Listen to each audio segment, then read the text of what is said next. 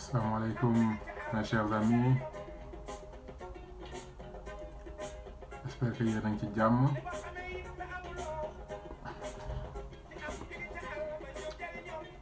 Je fais cette rapide sortie qui va durer juste quelques petites minutes parce que beaucoup de personnes m'ont interpellé ces derniers jours. Pas ces derniers jours sax, mais depuis quelques heures sur le groupe consultatif de Paris. Juste permettez-moi de faire quelque chose. Donc, il est important qu'on puisse dire certaines vérités par rapport à la situation. Donc là, c'était l'objet de ce petit live rapide. C'est juste pour faire une mise au point. Ça va pas trop durer, mais c'était juste pour wow, merci Sosengom, nous les maa ngi lay gërëm. Donc s'il vous plaît, juste partagez rapidement que affaire bi yéeg rapidement. Donc c'est pas quelque chose qui a été prévu, mais depuis ce matin, j'ai eu beaucoup de compatriotes qui m'ont écrit pour me demander des questions sur comment ça se fait, quels sont les enjeux qu'aujourd'hui un groupe consultatif waaw wolof d'accord amul benn problème. Donc ngeen jégal ma ngeen baal ma, en fait c'est juste que tey dama am beaucoup ay xarit yu bari ci Facebook bi yu ma bind ne ma vraiment bëggoon nañ ma génn wax ci groupe consultatif bi nga xamante ne nii jox nañ ñu nee nañ dinañ ñu jox 7000 milliards. ñu bari di ma ci poser ay questions ma ne woon nag balaa ma fay nekk di tontu nit ñi à gauche à droite ma def benn sortie de 20-15 minutes rapidement juste rek pour éclaircir nit ñi parce que dina ci am solo. Dina am ci ni ma ko bëgg a defee dina am 5 points yu may soulever pour nit ñi xam concrètement lan moo xew, qu'est-ce qui vient de se passer à Paris. Premièrement, li xew Paris xewoon na fi, c'est-à-dire que du lu bees en fait. Gouvernement bi c'est la deuxième fois ñuy dem Paris toog ak ay banquiers ay nit ñu am xaalis ñooñu xool réew mi ba noppi wax ñaata la ñu fas yéenee lebal réew mi. Donc loolu mooy c'est un groupe consultatif. Donc doo fa génnee fa ay contrat, doo fa génnee fa ay chèques, mais da nga fay génn ak ay banquiers yu ne la bu ñu xoolee sa situation xool vraiment sa projet yi ñu présenté ak li nga ñu wax que ne di nga ko am ci at yi di ñëw ñun jàpp nañ ne loolu bu dee dëgg la dinañ la jox lii, mën nañ la jox lii. Donc c'est un groupe consultatif. La preuve 2014 bañ fa demee lañ ñu digoon yëpp du lépp lañ jox réew mi. Daanaka je pense qu'il y a même pas eu 50% de ce qui de li ñu waxoon ne dañ koy jox Sénégal joxuñ ko. Donc ay promesse la ay promesse yu nga xamante ne nii nit ki banquier mën na ko def. Man nit su duggee sama bureau ne ma écoute voilà sama situation financière, mais dans 2 ans maa ngi xaar ay contrat pétrole, dans 3 ans pétrole bi war na ñëw maa ngi xalaat sama recette tollu nii. Donc dama bëggoon xam boo jàngatee situation bi ñaata nga ma mënoon a lebal ci situation bi, mën naa la defal évaluation ne la par rapport ak li nga ma présenté ak recette yi nga mën a di nga ko am avec le pétrole qui va venir, man de bu ma doon lebal war naa laa mën a lebal temps. Tey jii li nga xamante ne nit ñi wax nañ ko Macky Sall tey ne ko dina la lebal 7000 milliards Macky Sall mënu koo jël imposer leen ko. C'est juste des engagements. Ça c'est le premier point pour que nit ñu bañ a def ci bopp sénégalais yi ne tey président Macky Sall day wàcc Sénégal suba ak xaalisu 7000 milliards pour combler tension de trésorerie bi. D'ailleurs leb bii mu leb du loolu mooy régler tension de trésorerie bi, au contraire da koy yokk parce que leb boo andi rek servi mooy ne di nga fay en emprunt boo signé sur le long terme am na loo xam ne di nga ko génne fay ko. Donc premier élément bi mooy c'est la deuxième fois que ça se passe première fois bi mu xewee li ñu waxoon yëpp dañu ko jox joxuñ ñu ko donc lii ñu wax yëpp ne dinañu ko jox c'est juste des promesses le moment venu buñ ko waree génne ce sera sur des projets précis ce sera sur une évaluation précise et bu boobaa dinañ xool ñoo xam ne dinañ ko contractualiser wala duñ ko contractualiser prêt moom contrat la te contrat amagul c'est juste une évaluation générale loolu pour le moment loolu mooy li nga xam ne mooy li am ça c'est le premier élément. Deuxième élément, je trouve quand même l'exercice très politicien et très inélégant. Inélégant parce qu'on est en République. Quand le président de la République sort, il engage le nom de la République, il emprunte, parle d'une vision au nom de la République. Alors que le président, la République va renouveler l'équipe de gestion dans 3 mois. Xamuloo ndax yaa fi toogaat xamoo ndax keneen dina fi toogaat donc c'est pas très élégant c'est pas très républicain que nga jóg di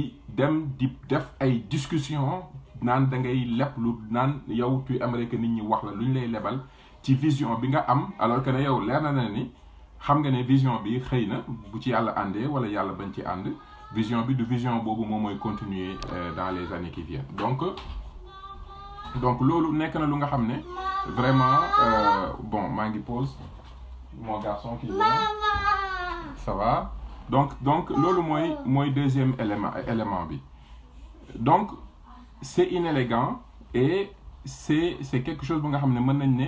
c'est très politicien mais nag on comprend quand un homme politique est dans une période bu nga xamante ne nii dafa manquer de comment dire dafa manquer de popularité c'est très correct que muy utiliser stratégie bi pour dem en France wàcc Sénégal andi benn discours comme quoi que andi na xaalis c'est très politique et ça se comprend mais bon quand un président manque de popularité à tel point que day bind livre pour raconter sa vie alors que on attendait de lui qu'il écrit un livre pour nous parler de son bilan à mi-parcours de ce qui a marché et de ce qui va marcher. Donc, on comprend que, voilà, il ne peut pas faire preuve d'élégance républicaine et d'attendre les après-élections, mais bon, xëy na loolu la soxla jamono ji. Deuxièmement, loolu mooy deuxième point bi, donc le contexte. Deuxième bi ci topp mooy,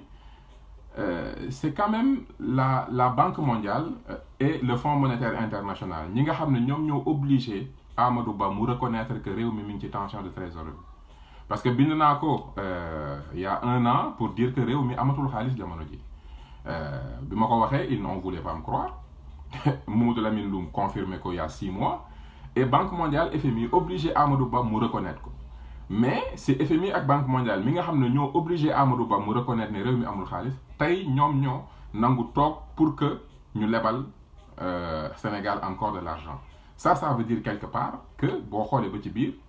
li ñu ko doon wax ne ko il faut nga xoolaat recettes yi foog nga xoolaat sa dépense que Macky Sall forcément il a donné des gages parce que ki lay critiquer naan la sa recette doxul ni ngay lebee baaxul kooku su nangoo ba noppi avoué loolu ne da nga am tension de trésorerie kooku su nangoo ànd ak yow encore après pour jàppale la nga am xaalis mooy la mu la doon artu nangu nga ko et que la mu la wax ne war nga changer ni ngay doxalee loolu di nga ko def parce que amatoo choix te loolu laa leen doon artu ne woon naa leen bu ngeen continuer ci dépense bu ngand bi ngeen di dépense su ngeen continuer ci gestion bu bon bi ngeen di gérer dinañ mës a toog di leen wax fu ngeen di teg seen tànk ak fu ngeen dul teg seen tànk te lu ngeen bëggati ci àdduna bi bu ci FMI ak Banque mondiale àndul ba noppi wax leen ne léegi foog ngeen soppi doxin du ngeen ko am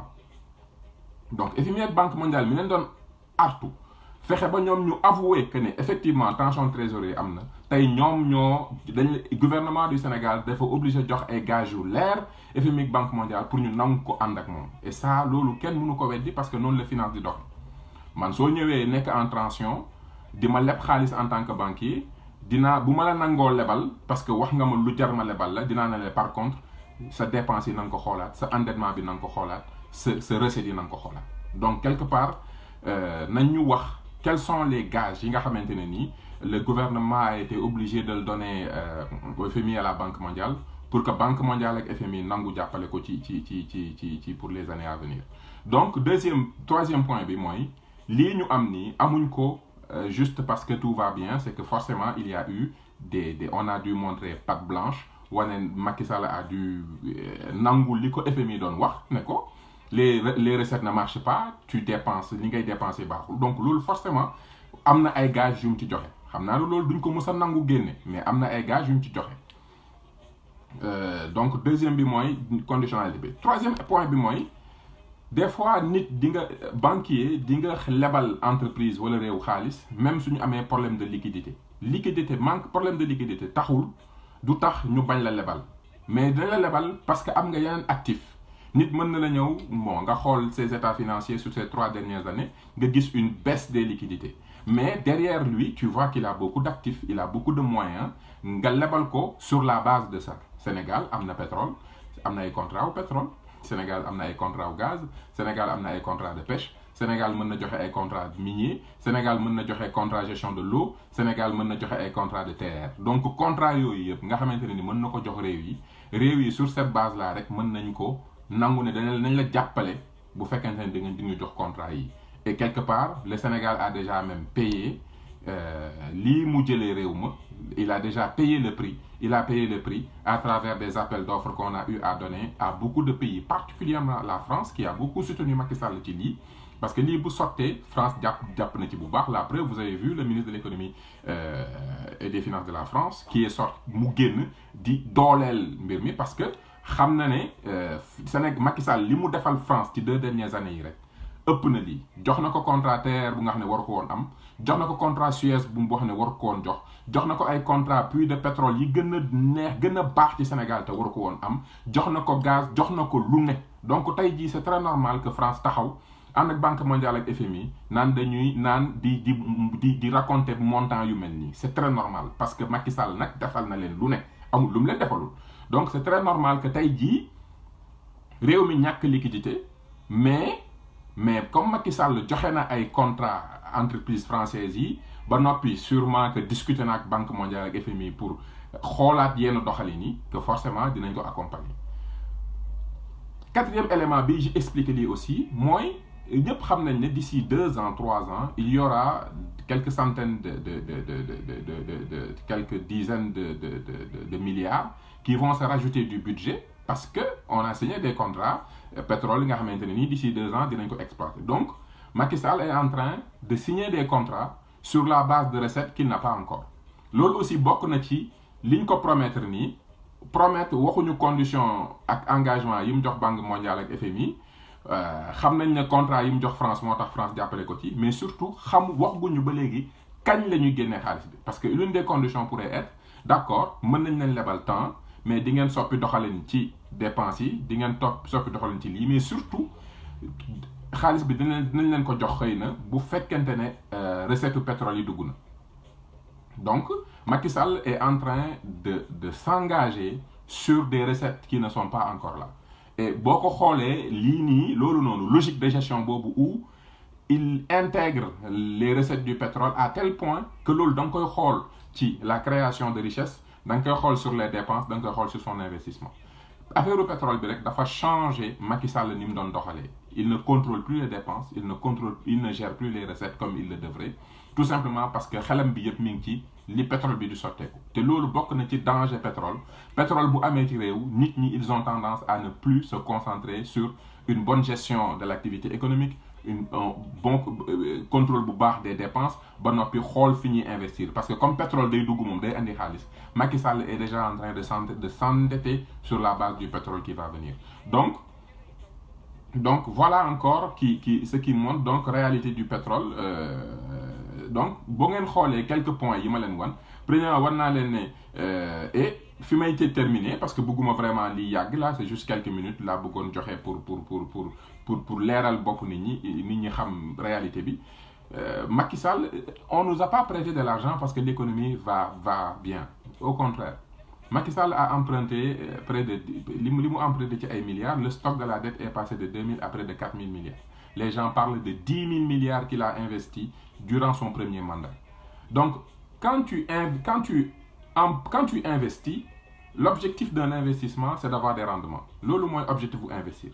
tu investis parce que tu veux des rendements un chef d'entreprise investit parce qu'il veut des bénéfices un chef d'État investit parce qu'il veut créer ce qu'on appelle un boom économique. De manière indirecte, quand tu empruntes et que tu investis, tu cherches un boom des activités économiques parce que l'État, de manière indirecte, a droit à 30% des bénéfices réalisés au niveau du pays. L'État a droit à 18% des dépenses. Donc la fiscalité, c'est de l'argent qui va rentrer dans les caisses de l'État. Donc un homme d'État intelligent et conscient de comment marche l'économie va emprunter pour investir dans l'économie, créer un boom de l'activité économique et que ça va se sentir sur la croissance en volume des recettes. Donc foofu la wax ji nekk, foofu la élément, foofu la stratégie bi nekk. Maintenant bu ñu xamee loolu nañu xool premier mandat, première année de 2001 à 2008. L'activité économique du Sénégal a connu une progression vraiment intéressante. C'est-à-dire que l'activité économique, recettes yi nga xamante ne ni ñu ngi koy prélever ci économie bi, 30% des bénéfices, 18% des transactions, mooy TVA ak yooyu, ça a généré 590 milliards, loolu doon généré en 2001. 8 ans après, ça a généré 1130 milliards. Donc boo xoolee 590, 1130, on parle d'une augmentation, mooy courbe de croissance de l'activité économique en volume et qui génère à travers les recettes une augmentation de 100% des recettes. Donc, Sénégalais yi, ils sont capables de doubler les recettes sur une période de 8 ans. Def nañ ko de 2001 à 2008. Li may wax nii ku télécharger loi de finances 2001 ak loi de finances 2008 mu xool volume des recettes mu comparé ko day gis ne on est passé de 590 environ vers 1130, soit une croissance de près de 95%. Donc les Sénégalais sont capables de doubler l'activité, le volume de l'activité économique sur 8 ans, s'il n'y a pas de crise économique, s'il n'y a pas de problème. Macky Sall, lui, quand il est arrivé, de 2012 à 2019, les recettes sont passées de 1400 à 2500, mais dama koy wàññi def ko 2400 parce que Macky Sall saa bu la waxee dina am 100 ans ci recette wàññi ci 110 parce qu'il est en tension. Donc boo jëlee 1400 milliards 2012 moins que 2400, ça fait 1000 milliards. 1000 milliards boo ko rapporté à 1400, c'est une marge de progression des recettes de 60%. Donc on voit la différence fondamentale. Le premier mandat, année de grâce de Abdoulaye Wade sur 7 ans, Abdoulaye Wade a pu assister les Sénégalais et les Sénégalais ont pu doubler les recettes. 100%, 590, 1130. Macky Sall, 1400, 2400. Donc, une augmentation, fille 100%, fille 40, fille 60%. Donc, da ngay njëkk a jàng ne on a emprunté, te Wade emprunté wul li Macky emprunté. Macky moom moo raw ñëpp ci emprunt. Il a fait exploser le service de la dette, le stock de la dette. Il dit qu'il a investi dans l'économie pour qu'il y ait un boom de l'activité économique. Pourtant, bu ñu xoolee ce que les recettes, c'est que 30% des bénéfices et 18% des transactions ont généré durant ces 8 premières années yi mu fi toogee, on a une sous-performance de moins 40%. Donc li may wax nii c'est très important, mooy l'élément bi gën a leer ci wane ne l'activité économique sous Macky Sall, les Sénégalais ont sous-performé. On a sous-performé en termes de création de richesse. De 2001 à 2008, les recettes sont passées de 591 à 1130 et quelques, soit une croissance de près de 100%. Sur Macky Sall, on a une croissance de 60%, donc sous-performance de la courbe de croissance de 40% au niveau des recettes. Mooy li nga xam ne ñu ngi koy prélever ci économie. Donc loolu moo lay wan ne tey bu ñu lebalee c'est pas parce qu'il y a une activité économique. Pire encore, comme Macky Sall dafa def ci xelam ne pétrole baa ngi ñëw, Macky Sall dafa jëloon engagement ne dina am sobriété dans la gestion, c'est-à-dire que ne dafa accusé woon Ablaye Wade ne ko Ablaye Wade li mu fay salaire dafa ëpp, li muy fonctionnaire dafa ëpp. Donc loolu yow boo ko waxee ba Sénégal yëpp dégg ko boo ñëwee waroo yokk fonctionnement waroo yokk personnel mais engagement boobu comme dafa def ci xel mi ne pétrole maa ngi ñëw en tant que gestionnaire il n'a pas respecté cette règle. Macky Sall a fait passer les dépenses de personnel de 443 milliards à 743 milliards. Donc en 7 ans bi mu fi toogee yokk na ci dépenses de personnel 300 milliards. Fonctionnement 644 milliards la ko fekk mu yóbbu ko 896 milliards teg na ci 260 milliards. Service de la dette Wade mi ngi ko bàyyi 347 milliards, Abdoulaye Wade Macky Sall yóbbu ko 863 milliards. Gis nga boo boolee 300 milliards li mu yokk ci personnel yokk 262 milliards yi mu yokk ci fonctionnement boole 510 milliards yi mu bokk yokk ci bor bi soo ko boolee ça te fait un peu plus de 1000 milliards. 1000 milliards c'est exactement les recettes l'évolution des recettes nee naa leen les recettes ont quitté 2012 1400 yegg 2500 2400 donc 1000 moo ci yokk 1000 boobu au lieu mu jël ko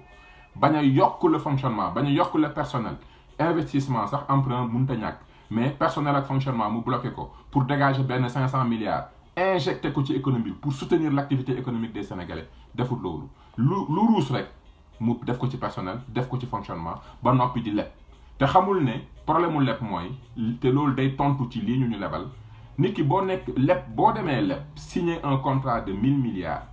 war a fay 100 milliards par année dis-toi que ne weer wu ne di nga génne 10 milliards ci say recettes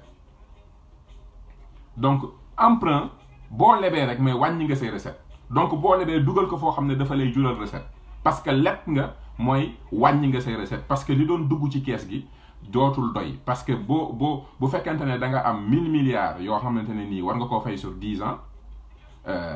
ñu ne la léegi at mu ne di nga génne 100 milliards donc weer wu nekk war nga génne environ 8 milliards et quelques 8 milliards yooyu foo ko jëlee ci say liquidité nga koy jëlee donc moom tey jii ñu ngi ko naan réew mi la création de la richesse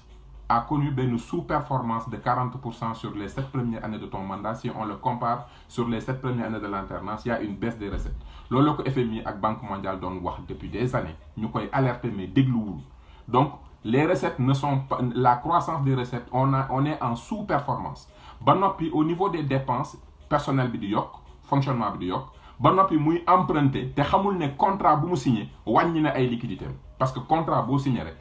service d'intérêt yokk service de la dette yokk boo xoolee 3 éléments yi moom mooy expliquer li tax tension de trésorerie am donc tey jii réew mi ngi en tension de trésorerie ñëpp xam nañ ne Macky Sall mënut a fay hôpitaux yi mënut a fay enseignants yi mënut a fay élèves yi mënut a fay kenn instant bi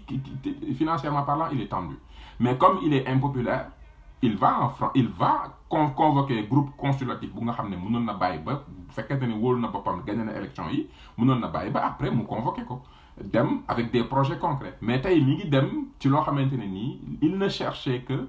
la dimension communication occuper la presse revenir au Sénégal pour dire écoutez l'économie va bien va bien mais tu ne peux pas payer 4000 milliards l'économie va bien tu ne peux pas payer les enseignants donc encore une fois lii mooy la réalité c'est ça la réalité un banquier mën nga ko ñëw man tey mën naa toog sama bureau benn entrepreneur bu am maanaa ñëw dugg sama bureau ne ma écoute voilà mes états financiers aujourd'hui en ce moment j'ai des problèmes de liquidité mais signé naa benn contrat avec le gouvernement de tant de millions qui va venir signé naa lii et puis am naa projet bi et puis am naa ay contrat yoo xam ne mën naa la ko jox au vu de cette situation évaluer ma sama capacité d'emprunt mën naa dama koy defal évaluation ne ko bu dee lii yëpp am na mën naa la defal lii ci condition yéeg lii su génnee foofu mën na dem gis ces entrepreneurs ces fournisseurs du wax condition yi ma ko teg man xëy na mën naa ko ne ko da nga war a dàq ay nit mën naa ko ne sa fonctionnement da nga ko war a wàññi mën naa ko ne ko sa terrain bee da nga ma koy jox garantie mais loolu du ko wax moom li muy wax rek mooy dugg naa ci banque bi génn naa ci banque bi nee nañ mën nañ ma lebal temps mais du wax man li ma ko teg en tant que créditeur en tant que financier du ko wax donc ñu ngi ci communication encore très politicienne lu nga xamante ne nii c'est très sérieux je pense que ne bokk na ci rôle lu président de la République mu éduquer Sénégalais yi wax leen di leen wax dëgg te bañ a jouer ci rôle lu communication parce que lii mu convoqué heure bii c'est pas le moment c'est vraiment pas le moment à 3 mois des élections présidentielles ngay génn naan da ngay leb lu toll ni 7000 milliards il ne le fait que pour l'effet d'annonce et je trouve ça très dommage parce que quelque part c'est nous prendre pour plus bête qu'on pourrait l'être parce que ñun quand même jàng nañ xam nañ li xew ci àdduna bi donc lii muy def nii vraiment day manquer respect sénégalais yi parce que c'est comme si ñun on n'est pas capable de comprendre pourquoi il fait tout ce qu'il est en train de faire parce que FMI te c'est tellement évident FMI ak Banque mondiale ñi nga xam ne ñoom ñoo jël paaka teg ko ci putu Amadou Ba ne ko di nga reconnaître ne réew bi est en tension mu reconnaître ko ba noppi ñu teg ko li ñu koy teg ànd ak ñoom mais c'est ils ont pas le choix donc c'est ça la réalité aujourd'hui nañu bàyyi sénégalais yi ñu dul wax dëgg man li may gën a metti mooy communication mensongère manque de vraiment manque de absence d'inélégance bi ñuy doxalee réew mi yaakaar ne sénégalais yi juruñu ñu leen mën a expliquer li xew mooy 7000 milliards yi ce n'est que des promesses man bés bu ne nit ñëw sama bureau génne ay documents génne ay projets ne ma sur cette base là combien tu penses maintenant je pense que si tout est correct lii mais le jour où tu vas me dire écoutez monsieur le banquier c'est le moment de débourser dana ne d'accord mais donne-moi tes états financiers donne-moi les contrats je vais faire mes vérifications aussi simple te li gën a bon aussi li gën a bon mooy Macky Sall dafa jël xaalis bi mu leb yëpp xam nga nee naa leen ne depuis qu'il est là les Sénégalais sont dans une sous-performance c'est-à-dire que comme ni ma ko waxee woon pour ñi mu ñu ñëw les recettes normalement Sénégalais yi bu crise amul dara amul Sénégalais yi sur une période de 8-10 ans ils sont capables de l'activité économique on est capable de doubler ce qu'on donne et on l'a prouvé de 2001 à 2008 les recettes sont passées de 590 à 1137 croissance de près de 95%. Macky bi mu fi toogee ba léegi les Sénégalais tey bu ñu doon am 1000 francs waroon na am 1900 ñu ngi am 1600 donc am na 400 francs yu manqué yu nga xam ne nekkul ci kees gi ba noppi dépense fonctionnement mi ngi yokk dépense personnel mi ngi yokk mais li ma gën a metti mooy xaalis bi ñuy leb fan lañ koy def foofu laay terminer Macky Sall day leb ba noppi comme gëmul Sénégalais yi gëmul entreprise sénégalaise gëmul entrepreneur sénégalais la preuve buy wax ak avec le privé national lu mu leen di wax ils sont pas compétents ils sont pas capables n'ont pas les moyens loolu la leen di wax à chaque fois et je trouve ça très très insuffisant je trouve ça pas correct parce que en tant que président de la République tu es le premier leader de l'économie tu es le premier entrepreneur économique parce que quand les chefs d'entreprise font des bénéfices tu as 30% des bénéfices donc sont intelligents da ngay jàppale qu'il y ait plus d'entrepreneurs parce que entreprise bu déclarer bénéfice am nga ci 30% transaction bu am nga ci 18% ak leneen donc si tu es intelligent sa préoccupation c'est pas les entreprises étrangères ta préoccupation c'est vraiment les entreprises sénégalaises dans lesquelles j'ai 30% yu nga xamante ne ni mën naa ko ensuite loolu moo may permettre ma def sama politique Abdoulaye Wade on pouvait nit ñu bëri dañu xamul finance mais Abdoulaye Wade bi mu ñëwee en 2008 Abdoulaye Wade il parvenait et waxuma ko parce que je l'apprécie énormément mais dama ko wax parce que c'est la vérité des chiffres Abdoulaye Wade quand il avait en 2008 sorti leen la loi de finances quand il avait des recettes de 1130 milliards le budget de 2008 Abdoulaye Wade utilisait 50% fonctionnement mais avait près de 600 milliards de liquidités loolu moo taxoon il se pouvait se permettre tout et n'importe quoi parce que il avait suffisamment bloqué les dépenses de structure boobu pour être honnête c'est les socialistes quand même qui ont fait ce travail là d'avoir une très bonne structure budgétaire 50% fonctionnement 50% investissement Abdoulaye Wade hérité comme Abdoulaye Wade a eu l'intelligence de libéraliser l'économie et de booster l'activité et c'est pour ça que l'économie sénégalaise a pu doubler la croissance a pu doubler l'activité économique en volume ba tey ñu mu mën a doubler les recettes donc voilà la performance des Sénégalais ils sont capables ils l'ont montré de 2001 à 2008 à doubler les recettes et ça on l'a pas mais li gën a bon mooy où est-ce que Macky Sall met l'argent qu'il emprunte dama leen di jox rek 3 projets TER bi c'est plus de 1600 milliards te pourtant waxoon naa ko biñ njëkkee wax 600 milliards dañaa leen c'est faux calculer wu leen intérêt calculer leen impôt ñu dawal quelque temps ils l'ont reconnu bokk na ci bind naa ko les infrastructures l'AIBD les insuffisances douteuses d'une maîtrise d'ouvrage public article boobu bi ma koy bind dama doon wax nit ñi ne li gën a dangereux dans le gouvernement c'est l'incapacité en gestion mënuñu gérer des projet bu ñu ne leen 200 milliards lay jar il va finir par 350 milliards la marge d'erreur des projets du gouvernement tourne autour de 80%. AIBD 35 milliards la ñu waxoon on a terminé par plus de 400 milliards donc man loolu sax laa gënoon a ragal que les taux d'intérêt parce que xam naa ne projet bu ñu la wax jàngat ak étude bi ci bi nga war a def pour que nit ki boo ko joxee projet bi du am lu changer ba mu ñëw naan la defal ma avenant du ci am te problème mu TER bi li tax mu jugee 1200 dem ba 1500 1600 mooy li ñu leen wax temps yi parce que justement comme il y a une mauvaise planification une mauvaise maîtrise des territoires une mauvaise maîtrise des enjeux on est obligé on donne des projets mal étudiés celui qui travaille le projet da leen ba ci biir mu découvrir loo xam ne kenn waxu ko woon c'est ça l'importance des cahiers des charges techniques ak cahier des charges administratifs parce que boo liggéeyee say cahier des charges bu baax ba jox nit ki projet du am lu ko bett ba li mu diggaaleeg yow da koy exécuter du am choix mais bu fekkente ne defoo étude bu baax defoo dara lu baax nga jox ko noonu day commencer liggéey bi dem ba ci biir na la suuf si kat li nga ma waxoon du lii moo fi nekk ndox mi kat li nga ma waxoon du lii léegi nag changement yooyu nga xam ne manque de préparation moo koy andi loolu mooy tax projet yi di quitter de projet bu ñu la wax 100 millions lay jar dina terminer par 170 160 millions c'est ça la marge d'erreur loolu moo gën a grave sax que les taux d'intérêt. Donc man quand j'écrivais cet article man xamoon naa ne TER bi wax naa leen ko TER bi fayu leen intérêt fayu leen boolewu leen ci intérêt boolewu leen ci impôt mais seen manque d'organisation ak seen mauvaise gestion dina tax ne TER bi ça va vous coûter beaucoup plus cher te avenant yaa ngi ñëw te loolu moo xew. Donc Sonko quand il vous dit dina egg 1600 il ne fait que dire que ce que ñiy def planification gestion yàgg gis les projets Sénégal bu ñu démarrer projet ñaata la ñu wax ne lay jar ak muy mujjee ñëpp xam nañ ko avenant yi la rek parce que mauvaise préparation mauvaise gestion. Donc Macky Sall le projet yi vraiment il y a de mauvais projets mais projet yëpp étranger yi la koy jox TER 1600 milliards kan la ko jox Alstom Ila Touba aéroport ba noppi rien que projet yi boo ko boolee rek loolu rek c'est 2000 milliards le stock de la dette est passé de plus de 2000 à près de 6000 milliards projet yooyu rek boo ko dajalee rek c'est 2000 mu des yeneen 2000 milliards mais Macky Sall en 2014 dugal na benn article l'article 81 sur le code des marchés publics article boobu rek dafay dëpp marché public parce que marché public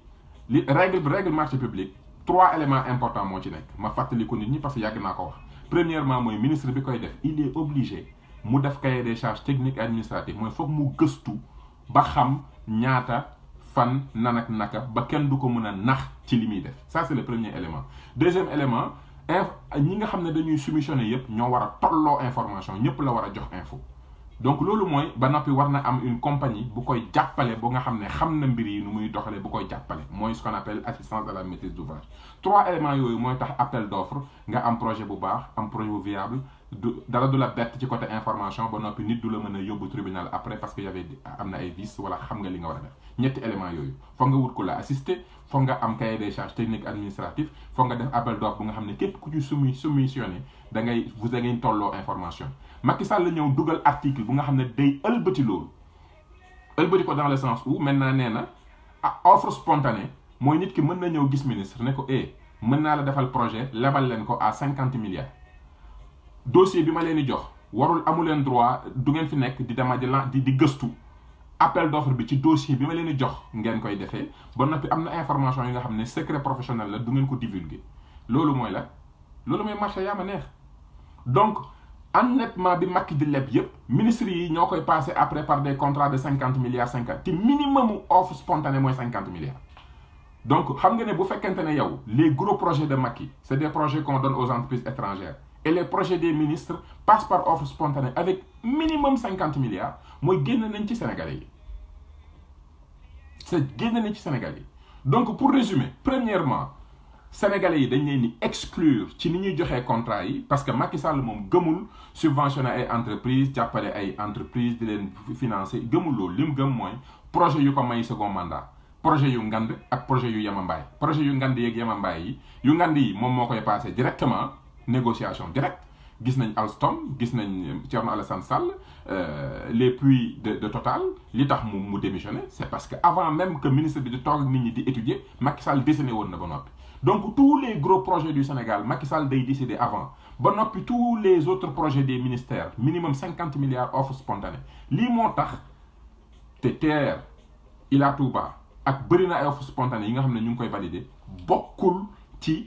plan Sénégal émergent parce que plan vision la vision bu ne lii mooy samay priorité samay urgence lii mooy samay stack ak stratégique ministère bu nekk voilà sa vision sectorielle vision bi objectif 2-3 objectifs yaa ngi nii objectif bu nekk programme bi koy suivre ngi nii programme boo ubbi fekk ci ay projet bu ne ñu ne action yi moo ci nekk action bu nekk ñu wax njëg gi ku ko war a def kañ la ko war a def ak fan la ko war a defee loolu mooy gestion axée sur les résultats xam nga loolu boo ko déterrelee projet bu ministre déboursé xaalis rek projet la bu nga xam ne gëstu nañ ko xalaat ko ba mu leer ñu ne lii njëriñu sénégalais yi la mais bu fekkente ne yow TER bokkul woon PSE Ila Touba bokkul woon PSE ba noppi offre spontanée ministres yi dañuy préférer passer des offres spontanées parce que moo gën a yomb moo gën a gaaw et puis c'est des entreprises étrangères et puis am na ngooñ ci suuf nañu waxante dëgg ñoo xam nañ ne xew donc facilement loolu moo tax on est en train de dévier l'ensemble des projets donc aujourd'hui réew mi pilotage à vue la et début d'année Macky Sall ne comme ren ji mu ne dinañ leb 1400 milliards cette année ministres yi commencé di wër ku leen di leb kuy ñëw def offre spontanée ñu jox la projet yi tout ça sur le dos des Sénégalais. bokk na ci li tax réew mi mënatul dox mooy Macky Sall day wut di leb te xamul ne li muy leb yëpp day wàññi liquidité te loolu preuve bi mooy bi fi Ablaye Wade nekkee 2012 bi mu fi jógee Wade bu sur les recettes 347 milliards dong la doon jox banquiers yi mais Macky Sall bi mu ñëwee dafa jógee 347 dem 863 donc 500 milliards de plus yu nga xam ne waroon naa mën a des ci compte ci xaalisu Sénégal ñu seet ci éducation santé wala leneen ñu def ko fa mais ñu ngi koy fayee bor ci yan projet TER Ila Touba ak offre spontanée. C'est ça la réalité. Donc aujourd'hui, pour récapituler, on a une sous-performance de la création de richesse de moins 40% par rapport à premier mandat, première alternance, moins 40%, parce que les Sénégalais ont pu doubler les recettes par l'activité économique. Aujourd'hui, l'activité économique ne permet de générer que 50-60% de plus. Donc voilà ben manque à gagner bu duggul ci caisse gi loolu la FMI ak Banque mondiale doon alerté. Deuxièmement, Macky Sall daf ne woon sobriété du yokk personnel du yokk fonctionnement yokk na ci personnel 300 milliards yokk fonctionnement 262 milliards ba noppi dane woon day investir ci sénégalais yi li mu leb yëpp ci étranger yi la koy investir te li mu leb tax na ba tey jii li ñuy fay yokku na de 500 milliards ba noppi li muy leb yëpp près de 10 000 milliards jox na ko ay projets yu nga xamante ne nii y a que les entrées étrangers qui gagnent des projets au Sénégal ak les proches du pouvoir à coût de 50 milliards minimum. Donc voilà comment emprunt yi di génne et bu demee te comme nag il a pu donner pas mal de projets à la France et que bon léegi xam naa sûrement il a donné des engagements à la banque mondiale ak FMI bi ñu fi ñëwee ba mu avoué que ne tension de trésorerie am na donc toog nañ ci biir nekk ñu wax ko ne ko tension am na léegi lii mu nangu donc ils vont encore endetter le Sénégal sur des choses yu nga xamante ne nii ñun suñu priorité mooy naka la ñuy yokkee entreprise yi le petit sénégalais bi nga xamante ne il a besoin d'un 120 millions ou d'un 200 millions pour lancer benn champ kooku loolu moo ko intéressé c'est petit. Il faut lancer des projets que les Sénégalais peuvent réaliser. Il faut lancer des projets que les Sénégalais peuvent réaliser et former les Sénégalais pour qu'ils soient capables d'en prendre plus et encore. On a pris 1600 milliards def ko ci 50 kilomètres ci benn projet de 17 trains. Afrique du Sud 2400 milliards lañ jël ne Alstom ñun doo ñu jaay train da ngay ñëw suñu dëkk ñu créer usine bu bees tuddee ko Jibela li may wax ni ku nekk mën na ko vérifier Jibela usine bu bees nga usine bi employeur sud-africain yee ko moom di nga créer tenez-vous bien plus de 400 trains sur les 25 ans qui sont devant nous ba noppi di nga defar réseau ferroviaire wu Afrique du Sud yëpp comme Macky Sall le Sénégal peut lever 2400 milliards tey jii loolu mënoon na nekk benn projet bu nga xam ne vision au niveau de la sous-région lay doon suñu jën bi bu ñu bëggee waa Mali waa Burkina ak biir Afrique di ko lekk suñu gerte gi bu ñu ko transformé bëgg ko jaay bëgg ni bu ñu amee hôpitaux yu baax africains yi ñëw di faju mais il nous faut benn infrastructure train bu nga xamante ne nii mais day ubbi Sénégal day fexe ba lu ñu jaay pour dugal ko Afrique day yomb te bépp africain bu bëgg a ñëw ci ñun investir day yomb donc vision boobu te kenn rek kay fay mooy sénégalais yi ñooy fay on paiera les intérêts on paiera dinañ rembourser capital bi wala dinañ leen jox ay contrats juteux c'est-à-dire que contrat boo xam ne exploitation puits de pétrole bu nga xam ne boo ko defoon appel d'offre nit ki proposé lu am solo tu vas le donner à la France di nga ko jox Turquie di nga ko jox keneen ak keneen parce que amoo choix ñoom dañ instant bi ñoom da nga leen a yoreel bor te mënoo leen a fay donc contrat bi foog nga def ci dara c'est comme ça que ça marche ay dons yi ñuy wax don taxawul y a pas de don les dons ça n'existe pas dañu ñëw naan le don je te fais des dons en réalité je te fais des dons de 250 milliards mais tu me donnes le contrat beneen contrat à un taux de temps donc ce que je te donne en don je le récupère ci appel d'offre bi France xamoon na ne mënut a gagner appel d'offre de l'eau avec Suez xamoon na ne mënut a gagner TER bi avec Alstom xamoon na ne mënut a gagner puits de pétrole yi xamoon na ne mënut a gagner gaz bi voilà 4 contrats ndox mi ñuy gérer TER bi nga xam ne ñoo koy réaliser pétrole bi ak gaz bi contrat yooyu yëpp France xamoon na ne bu demee appel d'offre Chine dañ koy dóor Inde dañ koy dóor Turquie dañ koy dóor xamoon na ko Mais comme il fait des dons, il gagne des contrats, mais avec des montants mais qui frisent le ridicule. Et puis, mais terminé, j'ai entendu le ministre de l'économie et de la France dire oui, au nom de notre amitié, on va... Mais vous allez suivre, vous allez prêter l'argent. Nous len bañ. Nous len bañ lebal ñu xaliss. Parce que contrat pétrole ñu len jox. 2 puits de pétrole, gaz, contrat Suez, sauver Alstom. Mais di ngeen ñu lebal. Vous n'avez pas le choix. Nous len bañ. Ba nopi ñun suñu réew de toutes les façons, entreprise yépp danaka yéne ko mom. Vous avez plus de 80% des entreprises au Sénégal étrangères comment? Pourquoi refuserez-vous d'investir dans notre pays? De toutes les façons, c'est vos entreprises qui vont tout prendre. L'autre parce que de toute façon, appel d'offres bu amé, grand projet, c'est pour vos entreprises. Taux de croissance de 7%, mais ça prêt à la France. La France est contente parce que dans le PIB du Sénégal, France a un petit peu. Lan moo tax décrochage entre PIB et PNB produit national brut bi mi ngi stagné PIB bi du jóg parce que Macky Sall dafa leb 4 000 milliards près des milliers de milliards jox ko entreprise étrangère entreprise bu ñëwee day créer benn société de droit sénégalais mais action yi appartient à l'entreprise sénégalaise, à l'entreprise étrangère. Donc du fay impôt salaire lay fay bénéfice bi mu jël ko rapatrier dëkkam. Pourquoi il n'investirait pas au Sénégal? Pourquoi vous ne serez pas content qu'on fasse 7%? Mais on le fait pour vous. On ne travaille que pour vous. Nous, on a des miettes. Même train, monter wagon, France, nous livrer. Monsieur le ministre de l'économie et des finances, monsieur Bruno Le Maire, mais bien sûr que vous allez mettre cet argent. C'est rentable pour vous. C'est des prêts sur lesquels on paye de l'intérêt. C'est des prêts qui vont vous donner droit à des contrats que vous ne pourriez jamais gagner de par votre compétitivité. Mais bien sûr que vous allez nous prêter de l'argent. C'est de l'argent rentable. De toute façon, on va payer d'une manière ou d'une autre. On paye par des barils de pétrole, on paye par le gaz, on paye par des contrats d'eau, on paye par des contrats de France Télécom. On paye. On le paye. On le paye très cher d'ailleurs. Parce qu'on a un président qui n'a rien compris à la finance et à l'économie. Voilà la réalité. Et aujourd'hui, parce qu'il est impopulaire, il convoque une conférence de Paris où la France l'aide, FMI, Banque mondiale, il donne accusé Baki Dembe tu es en tension de trésorerie, parce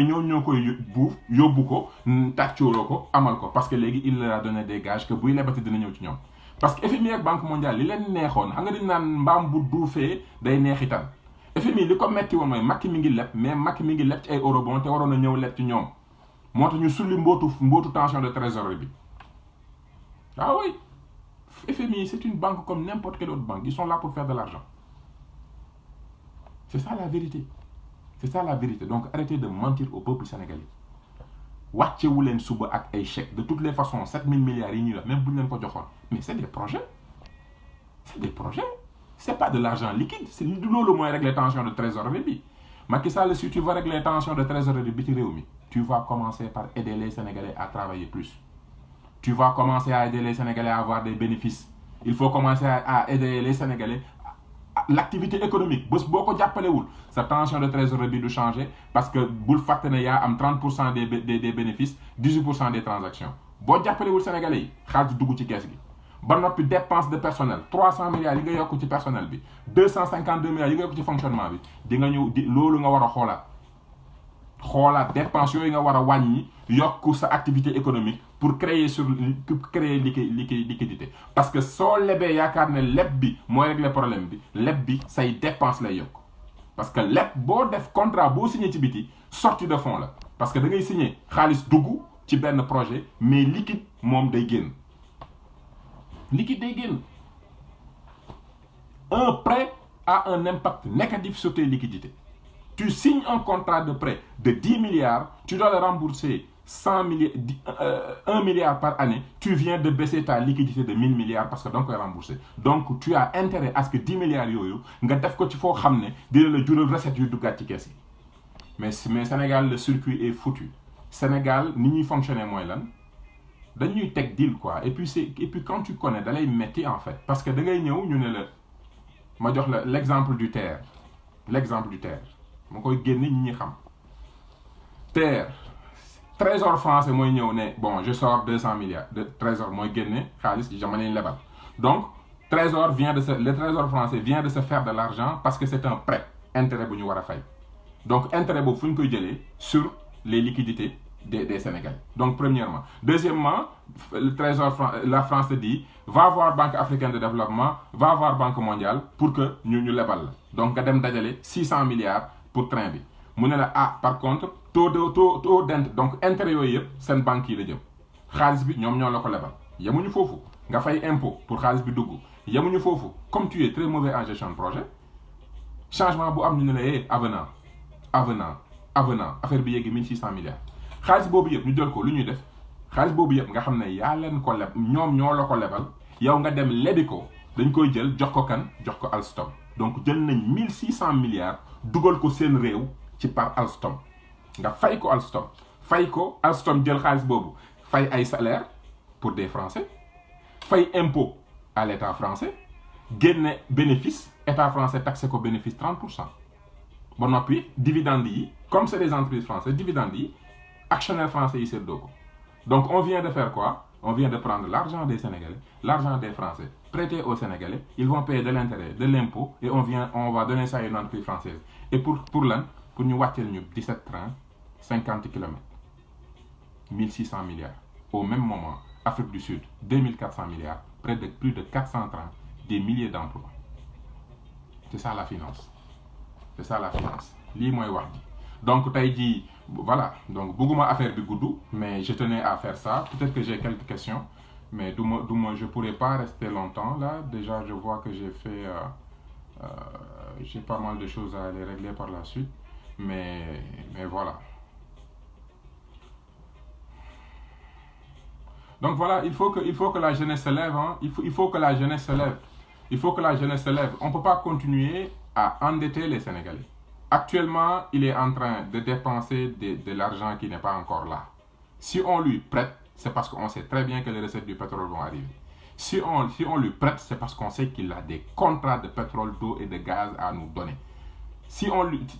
ça la réalité. Donc, du ma guddal. En tout cas, partagez-leen ko, nit ñi xam ko. Parce qu'aujourd'hui, avec une certaine presse, on est en train de faire une propagande pour dire oui Macky Sall a amené de l'argent. Macky Sall n'a pas amené de l'argent au Sénégal. Je suis désolé, arrêtez de mentir au peuple sénégalais. Il faut dire la vérité au peuple sénégalais. su ngeen ko mënul ngeen woo experts yi nga xam nañ luy finance ñu expliquer leen lu xew. su ngeen ñemewul Macky ñun am nañ ñu ko ñeme ñun wax ko li nga ko war a wax. Il faut qu'il arrête. Je pense qu'il a assez fait. Il est à 3 mois des élections. Ne présenter son bilan au peuple. Bu ko sénégalais yi falaatee après mu def lu ko neex. bu demee lépp sénégalais yi ñoo ko fa tegaat man awma lu may waxaat mais on est à 3 mois des élections qu'il présente son bilan qu'il laisse les gens être candidats que mu affronte nit ñi sur son bilan sur sa vision sur son endettement sur la contre-performance de l'activité économique sur son incapacité à gérer les dépenses du pays sur le fait que le pays est en tension de trésorerie voilà le vrai débat. Donc, il ne faut pas que nous polluions le vrai débat sur des faits, sur un bilan, sur des actes de gestion pendant 7 ans. Nous pouvons changer débat économique sur une promesse. Ça ne tient sur rien. Tu penses qu'un banquier, parce qu'il te dit qu'aujourd'hui je pourrais te prêter, que le jour où tu te pointes, il va vraiment te le prêter? Là, ils n'ont pas voulu évaluer cette première sortie. En 2014, pourquoi ils n'ont pas voulu évaluer l'argent qu'ils ont emprunté? La promesse qu'ils ont fait, on ne leur a pas tout donné. Ils n'ont même pas eu 50% de la promesse. Tout le monde peut faire des promesses. Macky Sall y compris. Quelles sont les promesses qu'il nous avait faites? Est-ce qu'il les a tenues? Non. Qu'est-ce qui nous dit que la France, avec les gilets jaunes, avec la situation de la France, qu'est-ce qui nous dit que la France va être capable de débourser cet argent pour l'investir dans notre économie?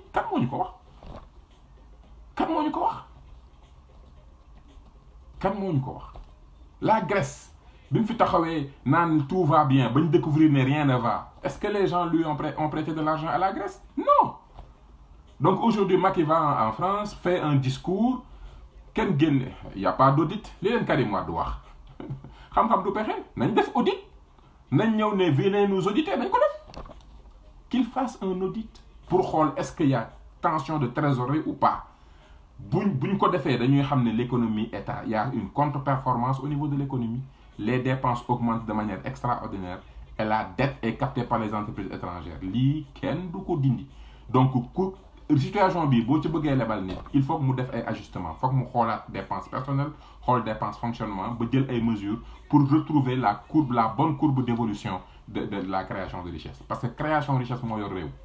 C'est les Sénégalais et les entreprises sénégalaises ñoo yor réew mi ñoom ñooy liggéey état am ci 30% ak 18% transaction def ko ci kees yi mën a mener la politique. C'est ça la réalité. Audit boobu nag du ngeen ko mës a nangu ku leen ko def. Et vous allez le faire en complicité avec les États qui aujourd'hui ñoo def benn opération sur notre économie. C'est ça la vérité. Donc wax leen Sénégalais yi dëgg Amadou Ba waroon na am lu muy rus mag mu taxaw ñu naan la dëkk bi toj na. toj nga réew mi nga bañ Mamadou Lamine Loum confirmé li ma doon wax depuis 2017 maa ngi leen di wax ne leen attention tension de trésorerie, endettement inconsidéré bi ak mauvaise gestion des projets yi bu ngeen ci continuer ci réew mi vous allez au mur. 2017 laa ko bind. Les gens me prenaient pour un politicien qui veut un poste. Et la preuve sénégalais yi li ma metti mu sénégalais yi mooy am na benn complexe bu bon bu nekk ci ñun bu nga xamante ne nii seen mbokk ak seen frère suy wax su leen di alerter du ngeen ko déglu da ngeen di préférer bu ko Mamadou Lamine waxul wala Banque mondiale waxuñ ko journaliste duñ la sax may nopp parce que dañu xeeb suñu bopp. Alors que ne ñun bu ñuy waxante dëgg on ne s'écoute pas. Depuis 2017 maa ngi leen naan leen xool leen projet yi ngeen di dépenser xool leen endettement bi vous allez mettre le pays en tension de trésorerie tey mi ngi nii. Et aujourd'hui, il continue.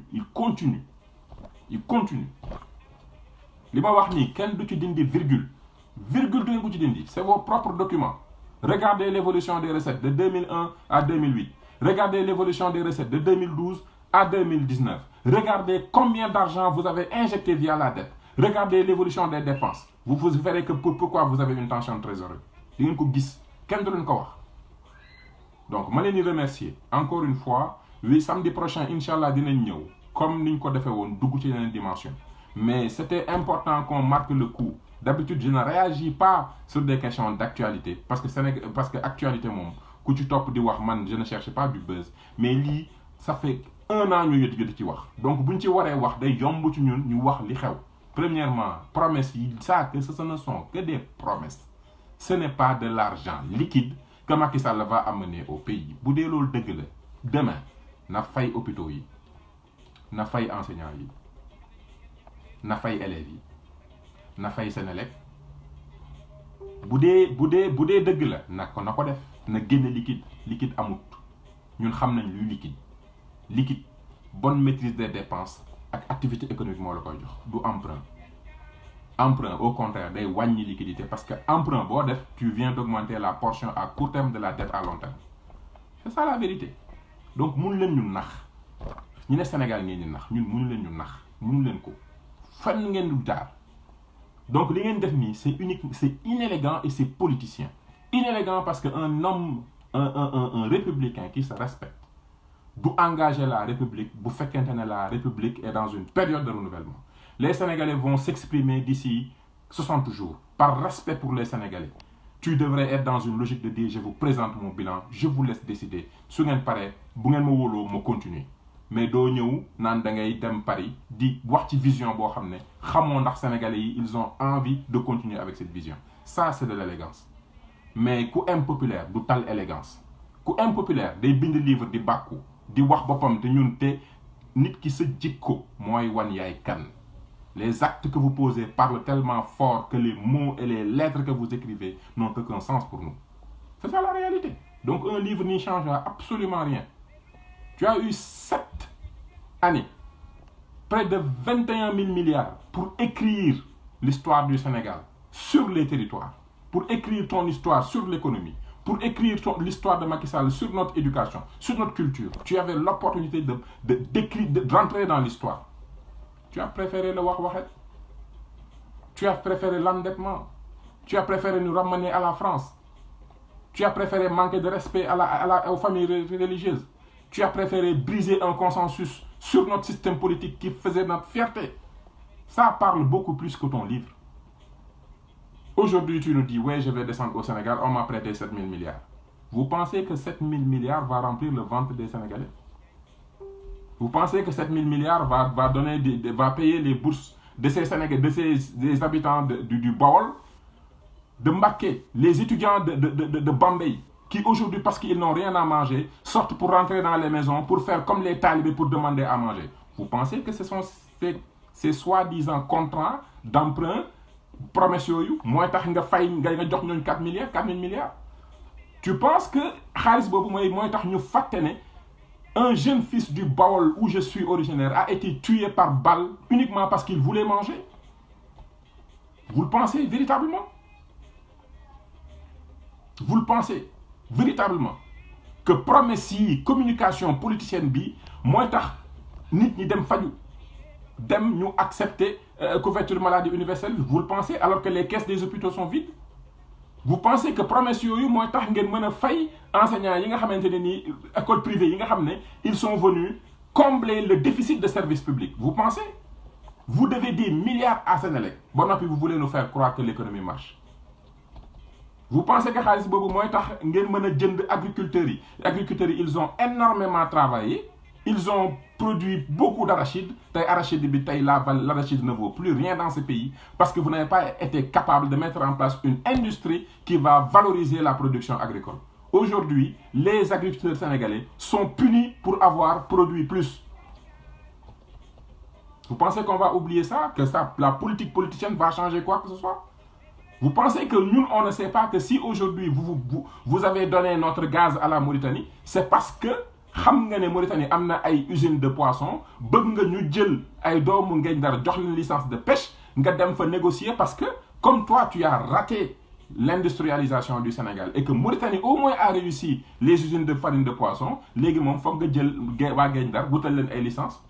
Vous pensez que nous on n'a pas compris? PUDC bi nga ñuy bëgg a rey ak wax, il ne fait même pas 1% du budget pour une population rurale qui représente plus de 55% de la population. Vous pensez qu'on n'a pas compris? Vous pensez qu'on n'a pas compris? Vous pensez qu'on n'a pas compris? Que la politique, c'est que de la communication. Je suis désolé. La politique, c'est pas que de la communication. C'est pas que de la scène. C'est pas que ñëw di taxaw di. C'est pas ça. Parce que derrière chaque acte que tu poses, il y a des gens qui meurent de faim. Am na nit ñu nga xam ne ils meurent tey jii ñu ngi toog Diourbel, Bambey wala Saint-Louis, des jeunes amuñu lu ñu lekk parce que justement tu as choisi de faire des cartes d'identité à 50 milliards au lieu de te dire les Sénégalais doivent manger à leur faim, au moins étudiants yi. Et pourtant tu as été étudiant. Il faut arrêter cette politique paraître boobu, il faut que ñu bàyyi ko. Quand les hôpitaux ont des dettes, c'est des gens qui meurent sur les tables des hôpitaux. C'est des infections qui se multiplient. Quand les enseignants n'ont pas leur salaire, c'est un enseignant bu toog ci classe di xool xale élèves yu mënut a jàngal parce que mi ngi bàyyi ay problème kër ga. C'est ça que ça veut dire.